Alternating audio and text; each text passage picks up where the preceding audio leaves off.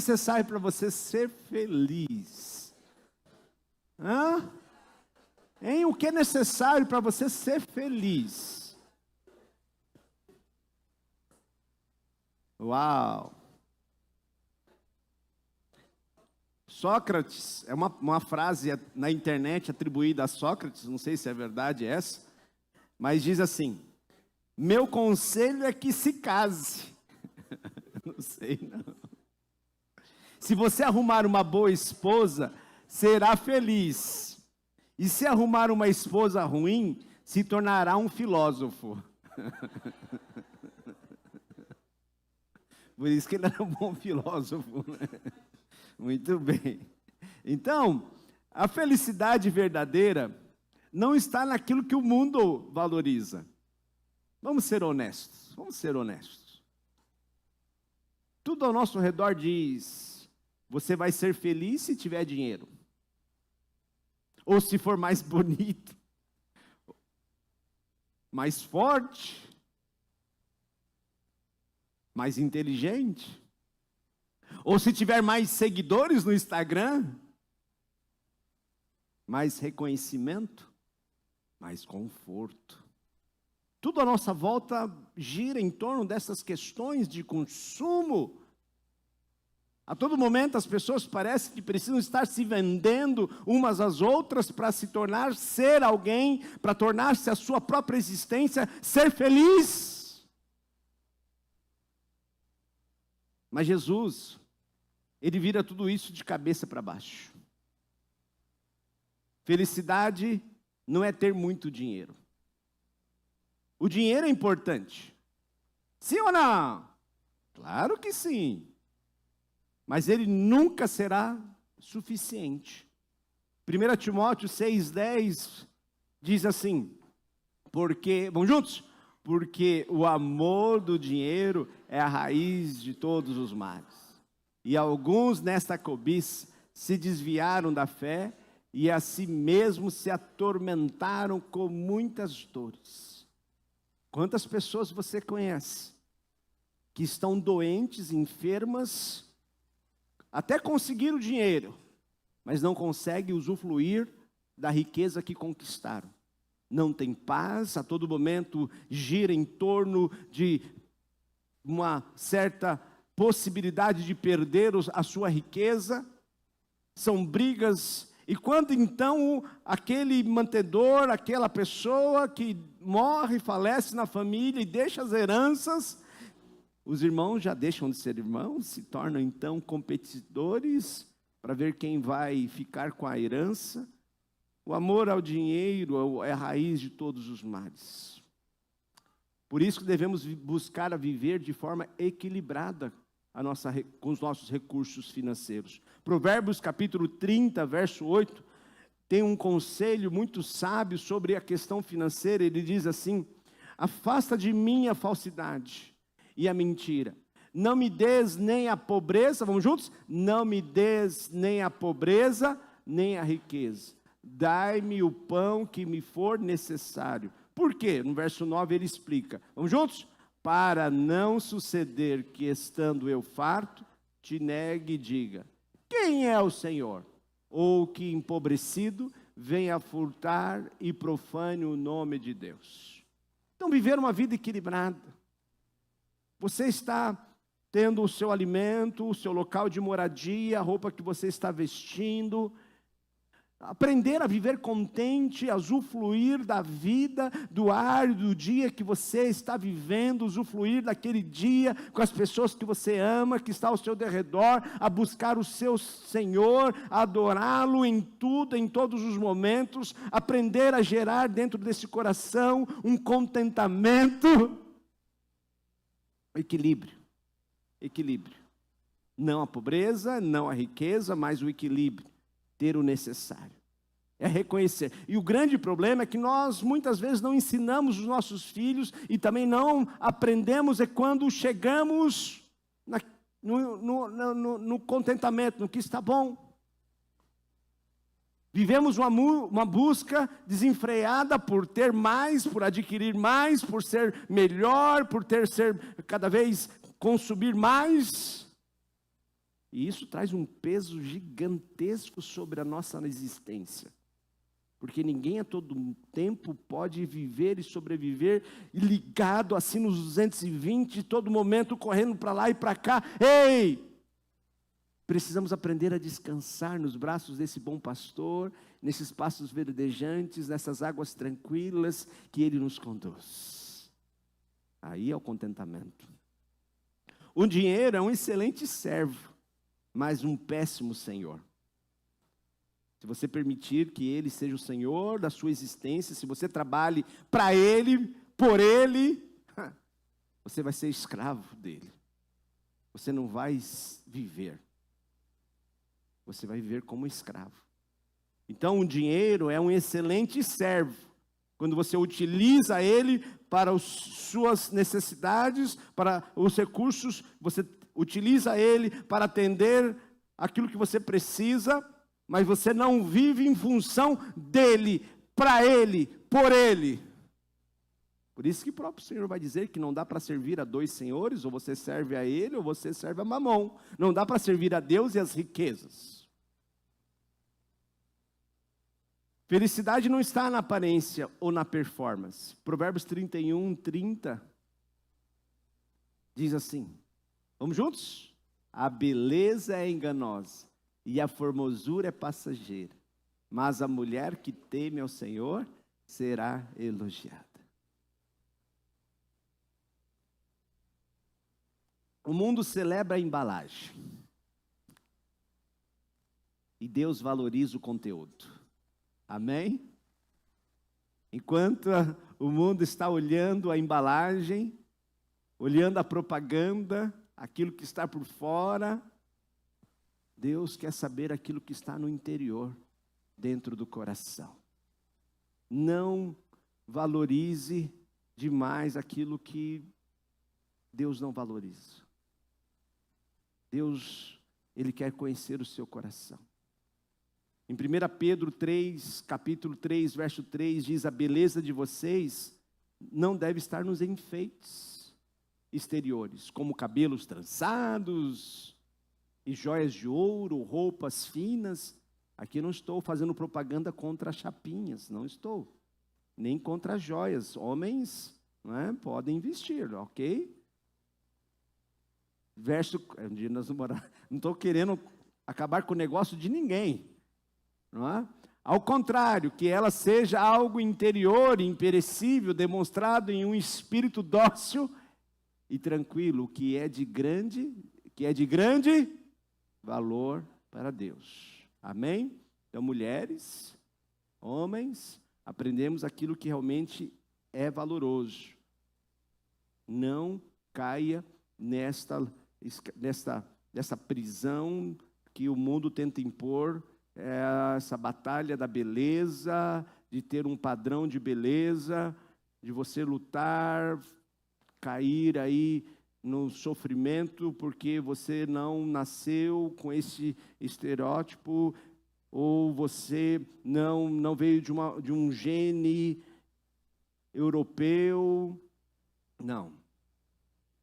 Deus fez cada um de nós e temos que reconhecer que o que Ele espera não é apenas não é o nosso exterior, mas é o nosso coração. Amém? Felicidade, Jesus então redefine a felicidade. Jesus usa aqui uma palavra curiosa em Mateus capítulo 5, a bem-aventurados, que é makarios no grego, e que significa feliz, abençoado e completo. Quem quer ser feliz, abençoado e completo? Amém? Todos nós? Quem quer ser pleno? A palavra abençoada aqui em Mateus capítulo 5, essa bem-aventurada é você viver uma vida plena, uma vida completa, uma vida feliz. E como Jesus mostra, então, quando nós olhamos essa lista que ele traz uma redefinição diferente do que o mundo pensa. Olha o verso 3. Ele chama que é feliz os humildes. Olha o verso 4. Os que choram. O verso 5. os mansos, o verso 6. Quem tem fome e sede de justiça, o verso 7. Os misericordiosos, o verso 8, os limpos de coração, o verso 9, os pacificadores, o verso 10 e o verso 11. Quem é feliz são aqueles que são perseguidos por causa de Jesus.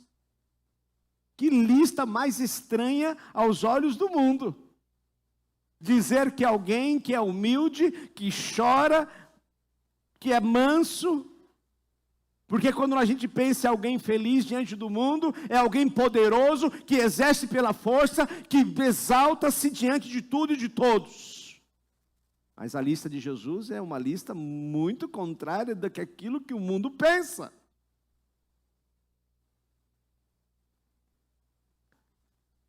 Nada disso parece vida dos sonhos. Certo?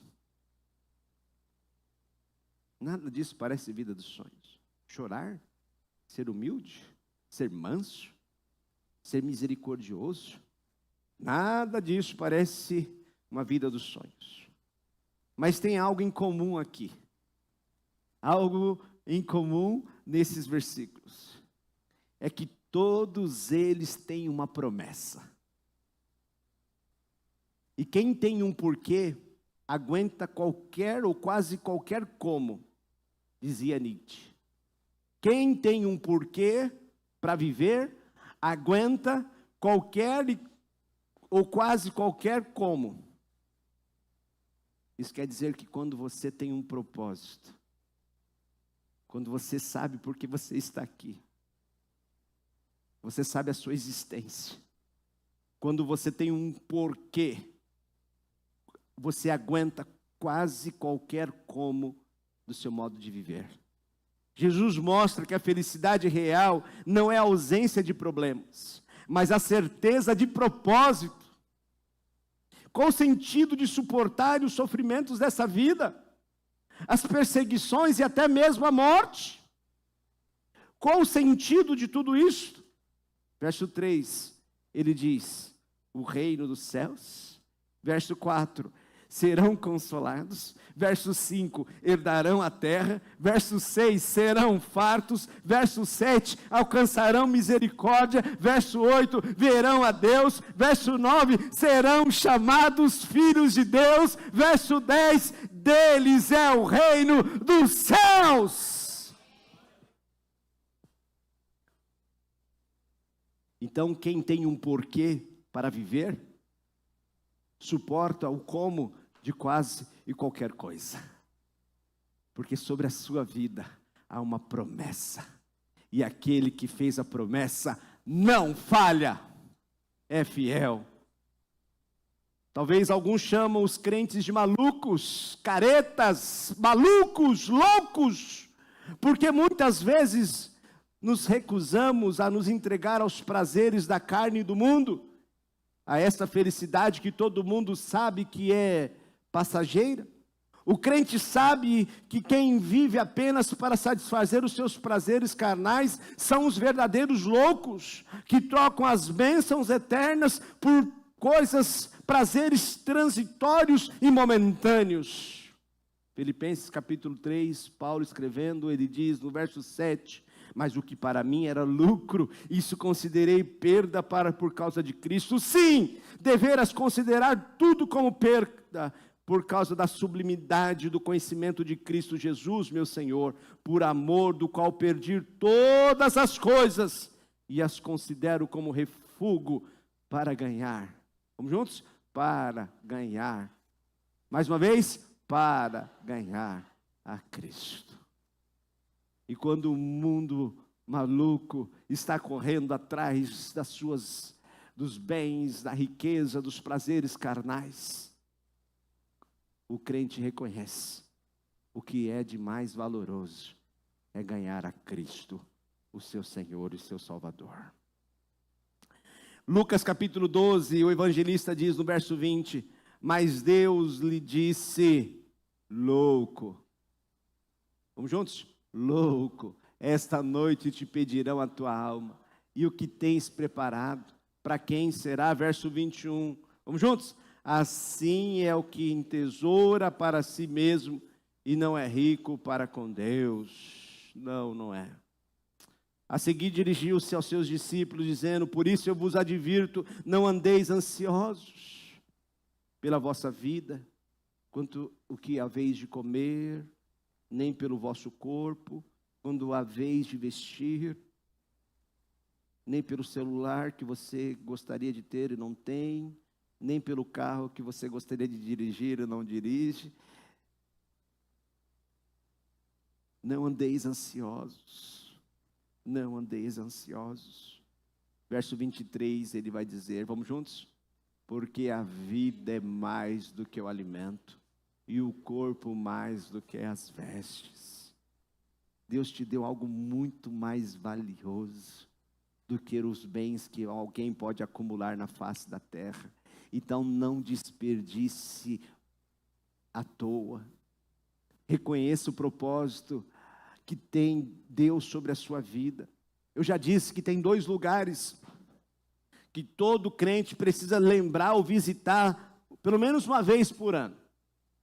Não é? O primeiro é o cemitério. Por quê? Porque quando nós vamos ao cemitério, nós reconhecemos que por mais que você gaste horas na academia, por mais que você gaste em dietas e remédios para você estar emagrecer, mais que você gaste para se... A chapinha hoje está demais, está na minha cabeça, não sei porquê. Né? Por mais que você gaste aí com seus tônicos capilares, agora eu vou falar para os homens, né? Por os implantes que alguns andam fazendo, aleluia, alguns estão sonhando com esses implantes já há algum tempo, né? Por mais que você gaste embelezando o seu corpo, mostrando um padrão de beleza para a sociedade, um dia vai estar ali aquele pedaço de carne, aqueles ossos, dentro daquele caixão. Ninguém escapa disso. Ninguém escapa disso. O segundo lugar que devemos lembrar são os lixões. São os lugares onde são descartáveis. Sabe esse carro que você está demorando 36 parcelas para pagar ele? Daqui a 50, 60 anos, ou ele todo, boa parte das peças desse automóvel vai estar lá naquele lixão, vai estar ali sendo triturado, transformado em outro produto. Esse diploma que você está sonhando, que você está trabalhando tanto para adquirir, e que você já está pensando no outro diploma, esse pedaço de papel, quando você for embora, sabe o que os seus filhos vão fazer com ele? Vão guardar. Vão guardar, vão. Vão pegar ele no lixo ali, o primeiro lixo que apareceu, jogar ali. Para quê? Não serve mais para nada. Então, muito daquilo que você valoriza hoje, daqui a 50, 100 anos, vai estar lá naquele lixão. Vai ser lançado fora. Então, não seja louco. Não desperdice a sua vida correndo apenas atrás das riquezas, dos bens materiais, ou querendo consumir ou ser alguém que você não é. Deus, quando te trouxe a este mundo, Ele te trouxe com um bom propósito, e Ele tem dado para você esse ar que você respira, esse sol que nasce pela manhã, para você viver uma vida feliz, uma vida plena, uma vida completa. Mas por muitas vezes não saber o como, o porquê, o para quê, você corre atrás de muitas bobagens. Eu lembro quando meu filho estava com 2 anos, minha irmã deu um presente para ele, um Lego. Ele não sabia para que servia aquelas peças daquele Lego. E ele pegava aquelas pecinhas, colocava na boca, babava, batia, jogava. E tem muita gente fazendo assim com a vida, não sabe para que serve. Vai abusando do corpo, vai abusando da vida, vai abusando do seu tempo. Mas quando ele cresceu um pouco mais, ele começou a juntar aquelas pecinhas e a formar aquelas casas, os carros, as casas, os aviões, e começou a brincar com aquelas peças, porque aquelas peças agora tinham um propósito. Talvez por você não saber o propósito da sua existência, não saber o propósito na qual Deus te trouxe ao mundo, você se encontra perdido, correndo atrás do vento, correndo atrás dos anúncios de propaganda, dizendo, você precisa desse telefone novo, você precisa desse tênis novo, você precisa fazer isso, fazer aquilo, você precisa namorar, você precisa casar, agora você precisa ter filho, agora você precisa fazer isso e fazer aquilo. E a pessoa fica tirando por todos os lados, procurando sentido da vida. Mas só você sabe que no final da noite, o seu coração continua vazio. A sua alma continua vazia. E essa dor imensa, esse buraco imenso, que você tentou preencher por várias coisas, substâncias e outras coisas da vida, e nada lhe preencheu. Jesus nos traz aqui uma revolução. E por onde começar esta vida bem-aventurada? Como começar essa vida de bem-aventurança? Dando meu dinheiro aos pobres? Deixando de comer e beber para passar fome? Deixar-me depressivo e raivoso pelo mal que me cerca? Por onde começar essa vida bem-aventurada? A vida bem-aventurada não começa no que você faz. A vida bem-aventurada não começa em você. Não começa em você. Não começa naquilo que você faz. Ela começa em um chamado de Jesus. Mateus capítulo 4, verso 19. E disse-lhes, vinde. Vamos juntos? Vinde após mim, e eu vos farei. Verso 20. E então eles deixaram imediatamente as redes e o seguiram. Quando nós começamos a ler Mateus capítulo 5, nós vemos que no verso 1 havia uma multidão que seguia Jesus. Mas esse texto não é para a multidão. Esse texto era para aqueles que se aproximaram de Jesus. Esse texto é para aqueles que foram chamados por Jesus. Esta vida bem-aventurada não é para o mundo, não é para a multidão. Há pessoas que estão à sua volta nesse momento, que talvez não vão entender nada desse texto. Mas você que ouviu a voz de Jesus, você que sabe que tem um chamado sobre a sua vida, sabe que tem uma vida bem-aventurada. Porque a vida bem-aventurada não começa no que você faz. Não é ser pobre, não é chorar, não é ser humilde. A vida bem-aventurada é ser um discípulo de Jesus, é ouvir o chamado dele. Porque se você não ouvir a voz do bom pastor, não ver a Jesus à sua frente, guiando e mostrando o caminho, você não vai permanecer no caminho que é apertado, ou mesmo passar por uma porta que é estreita. Não vai. Talvez aqui esteja o problema do porquê muitas vezes falhamos no discipulado de alguém, de nossos filhos, porque ensinamos o que eles devem fazer primeiro. E Jesus nos mostra que primeiro precisamos ensiná-los a ouvir a voz do pastor, primeiro precisamos ensiná-los a ouvir a palavra, a voz do pastor e a mostrar a eles o caminho, antes de dizer o que devem fazer. É por isso que tem muita gente sentada nos bancos das igrejas, sem entender o porquê está ali, apenas porque viu o pai, viu a mãe, ou viu alguém fazendo isso, e achou bonitinho. Mas está sentado, perdido. Não entende o propósito.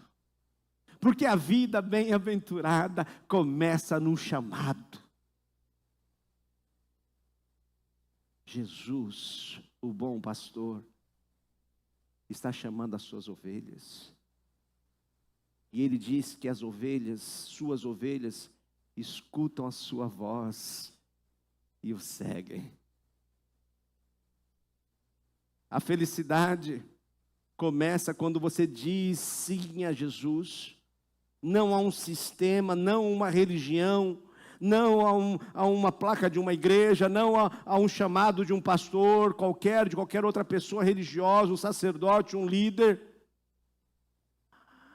A vida bem-aventurada começa quando você diz sim para Jesus. A verdadeira felicidade não começa com o que você faz, mas a quem você segue. E como você pode saber se está andando no caminho chamado por Jesus? A equipe de louvor. Nesse mesmo Sermão do Monte, Jesus demonstra para nós que é pelos frutos que nós conhecemos e somos conhecidos. Mateus capítulo 7, verso 17 diz assim: assim toda árvore boa produz bons frutos, porém a árvore má produz frutos maus. Se você quer saber se você está no caminho, se você ouviu o chamado de Jesus, se você está andando nesse caminho que é estreito, passou por esta porta apertada, qual o fruto que você está produzindo? Paz ou confusão? Amor ou crítica? Paciência ou explosão? Qual o fruto que você tem manifestado na sua vida? Não se dá frutos bons de árvores más. Não se dá. Mateus 7, 24 e 25, terminando o Sermão do Monte, ele diz assim: todo aquele, pois, que ouve essas minhas palavras e as pratica, será comparado a um homem prudente que edificou a sua casa sobre a rocha. E caiu a chuva, transbordaram os rios, separaram os ventos, e deram com ímpeto contra aquela casa, que não caiu. Porque fora, vamos juntos? Porque fora edificada sobre a rocha. Quer saber se você ouviu o chamado de Jesus? Veja os frutos que você está produzindo. Segundo, diante das dificuldades da vida, quando a tempestade vier, porque ela vai vir, ela sempre vem. Sua fé permanece firme? Sua casa permanece firme? Porque aquele homem prudente, ele ouve e pratica. Quero concluir dizendo: o que é preciso para que a vida seja muito feliz? Não é dinheiro, não é status, não é aparência. É Jesus. É Jesus. Ó, ovelha de Jesus. Nesta noite ele faz um convite para você. E se você ouviu a voz dele, está ouvindo a voz dele, não demore para seguir no caminho. Precisamos de Jesus, porque quem tem Jesus como rei, e é por ele governado, sustentado, guardado, é muito feliz. Mateus 11, 28, Jesus diz assim: vinde a mim, todos os que estáis cansados e sobrecarregados, e eu vos aliviarei. Tomai sobre vós o meu jugo, e aprendei de mim, porque sou manso e humilde de coração, e achareis descanso para a vossa alma, porque o meu jugo é suave, o meu fardo é leve. Ó, ovelha de Jesus, se você tem um chamado, não demore para escutar. Se o seu fardo está pesado, se você está cansado, corre para Ele agora. Corre para Jesus nesse momento.